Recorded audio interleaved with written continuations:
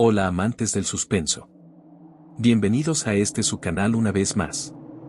Esta vez tengo para ustedes una historia de suspenso y terror sobre una pareja de enamorados y traición. Si les gusta el relato, regálenme un like, suscríbanse, comenten y activen la campanita para que reciban notificaciones de nuevos relatos. Y si tienen una historia para compartir, envíenla al correo que dejaré en el primer comentario. Los invito a ponerse cómodos y apagar la luz para escuchar el siguiente relato aquí en Apanicados. Hola, me llamo Marta. Lo que a continuación les contaré no es algo de lo que me sienta orgullosa, ya que lo que hice fue por causa de una traición. Por favor, no me juzguen. Carlos y yo nos conocimos de una manera tan común que parecía sacado de una película romántica. Fue en la boda de unos amigos. Era una tarde cálida, la música de fondo creaba un ambiente relajado, y todo el mundo parecía estar disfrutando. Yo no estaba buscando nada en ese momento, de hecho, había pasado por una ruptura dolorosa hacía apenas unos meses y solo quería distraerme. Sin embargo, Carlos apareció de la nada, con esa sonrisa encantadora que parecía desarmar a cualquiera, y lo que comenzó como una conversación casual rápidamente se transformó en una conexión. Carlos tenía esa manera de hacerme sentir especial. Desde el primer momento, se mostró atento, cariñoso, y muy interesado en conocer cada pequeño detalle de mi vida. Recuerdo que, después de la boda, pasamos horas en un café hablando sobre todo y nada. Era como si nos conociéramos desde hacía años. Me envolvió con su seguridad y su manera de ver la vida. Poco a poco, comenzamos a salir regularmente, y no pasó mucho tiempo antes de que nos convirtiéramos en pareja.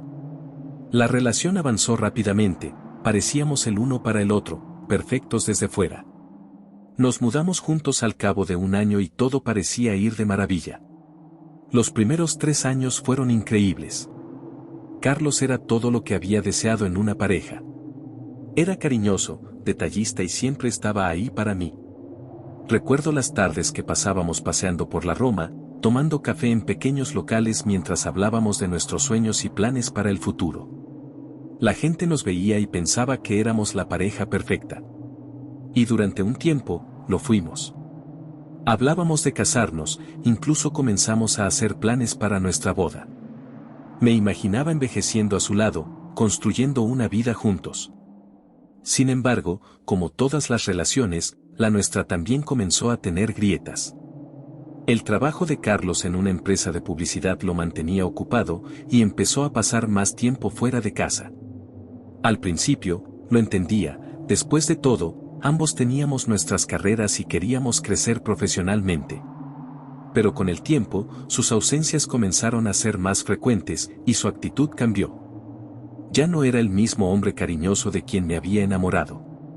Algo se sentía diferente, pero no podía identificar qué era. Fue durante esta época que Laura y yo nos hicimos más cercanas.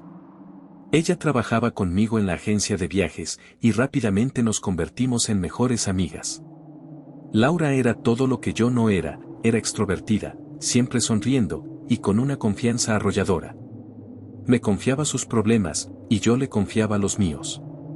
Incluso le hablé de mis dudas sobre Carlos, y ella siempre me escuchaba, ofreciéndome su apoyo incondicional. Nunca vi venir lo que pasó entre ellos. Carlos y Laura se conocieron en una fiesta que organicé en nuestra casa. Ella había estado pasando por una ruptura, y me pareció buena idea invitarla para que se distrajera un poco. Esa noche, mientras yo me encargaba de atender a otros amigos, Carlos y Laura comenzaron a charlar. No presté mucha atención, después de todo, confiaba plenamente en ambos. Eran las 2 personas más cercanas en mi vida. Lo que no sabía era que, a partir de esa noche, algo había cambiado. Carlos y Laura comenzaron a verse a escondidas, primero como amigos, o al menos eso era lo que querían creer. Laura, aún dolida por su relación anterior, encontró en Carlos a alguien que la escuchaba y la hacía sentir especial. Carlos, por otro lado, parecía sentirse atraído por la personalidad vibrante de Laura, algo que, con el tiempo, empezó a faltarnos en nuestra relación. Lo que comenzó como una amistad entre ellos se transformó en algo más profundo y mucho más oscuro. Con el tiempo, las señales de la infidelidad comenzaron a ser más evidentes, aunque yo, cegada por la confianza, no las veía.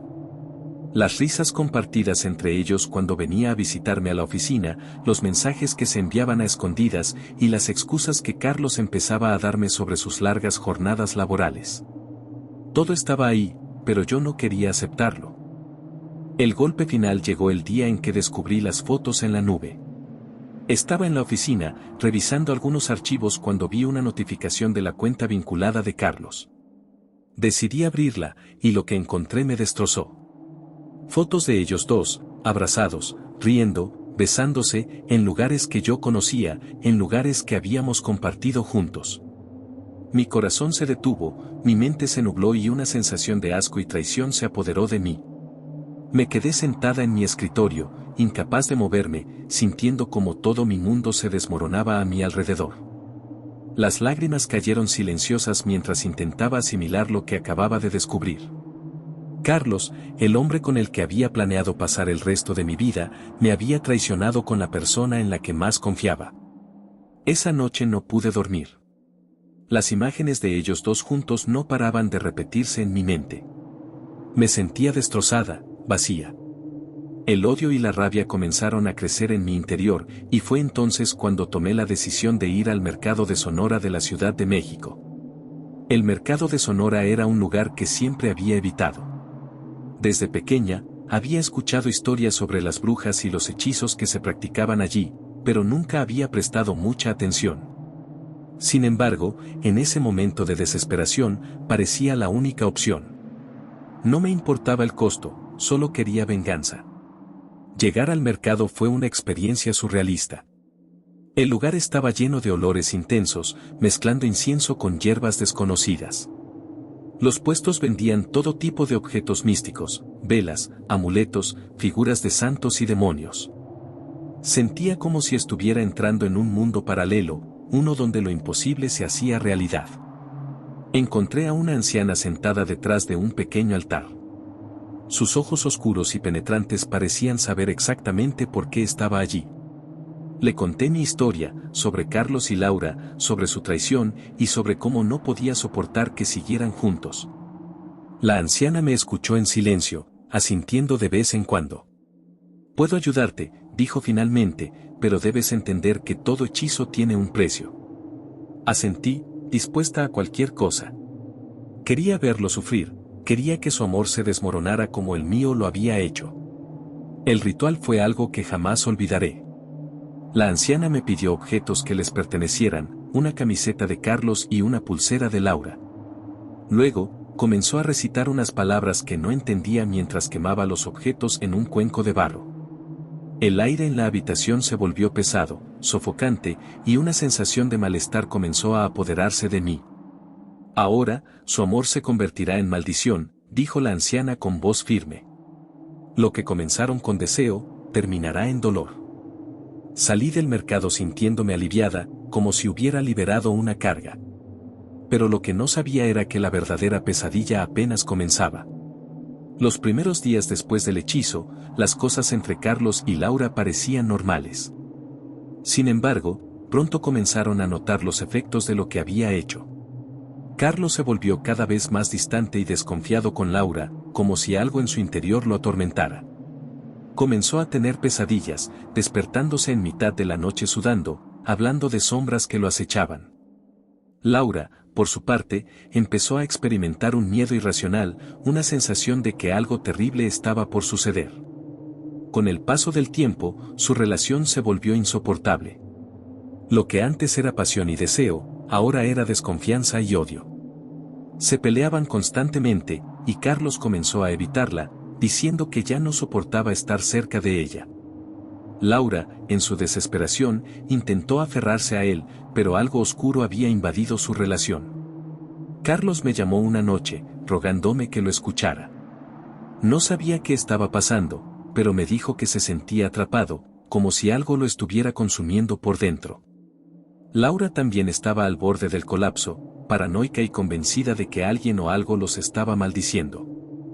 Finalmente, su relación colapsó. Laura intentó quitarse la vida, incapaz de soportar el tormento que sentía. Fue internada en un hospital psiquiátrico, y Carlos, devastado por la culpa y el miedo, me suplicaba que lo ayudara. Pero ya era demasiado tarde. El hechizo había cumplido su propósito. Y aunque había obtenido mi venganza, el precio que pagué fue alto. Las sombras que atormentaban a Carlos y Laura comenzaron a acecharme también, recordándome que había desatado algo mucho más oscuro de lo que podía manejar. No podía negar que ver a Carlos y Laura sufrir me había dado una satisfacción oscura y retorcida al principio. La venganza tiene esa forma de cegarte, de hacerte sentir poderosa.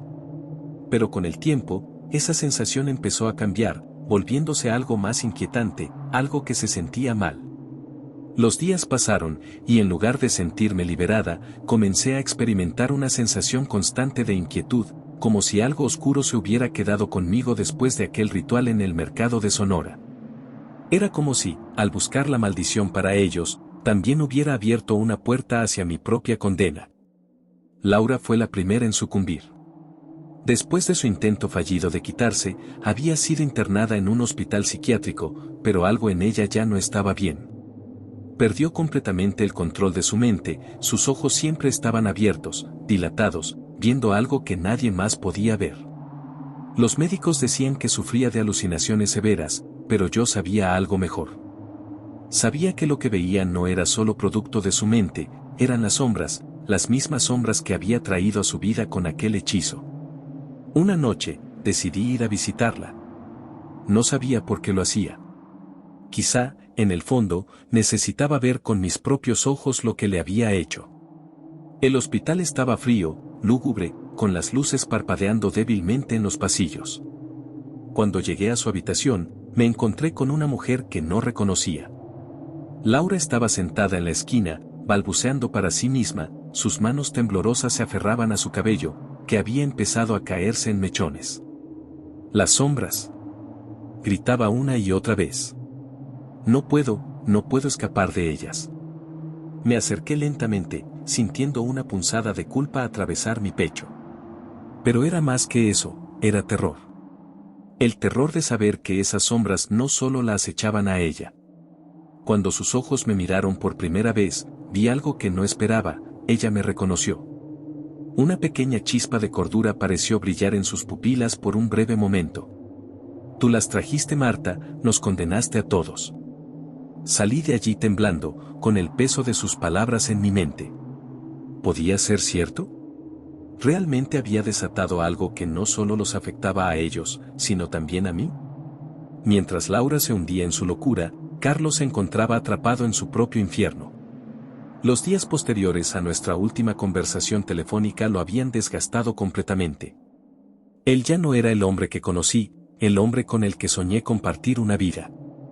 Su voz, antes tan segura y calmada, se había vuelto tensa y quebradiza. Me llamó varias veces, suplicándome que lo viera, que lo ayudara a entender lo que estaba pasando, pero yo siempre evitaba esas llamadas. No podía enfrentarlo.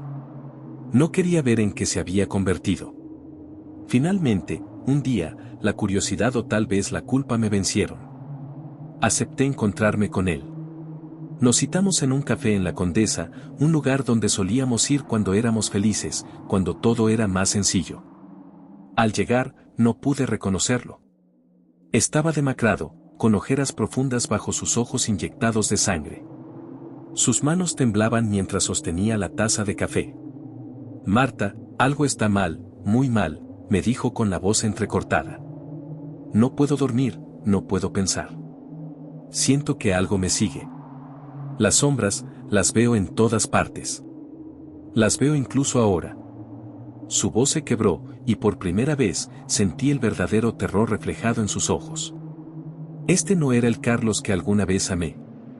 Era un hombre roto, atormentado por algo que ni siquiera podía explicar. «No puedo estar solo», continuó. «Me siento observado todo el tiempo, como si algo esperara a que baje la guardia». «¿Laura te dijo algo?» «Ella está peor.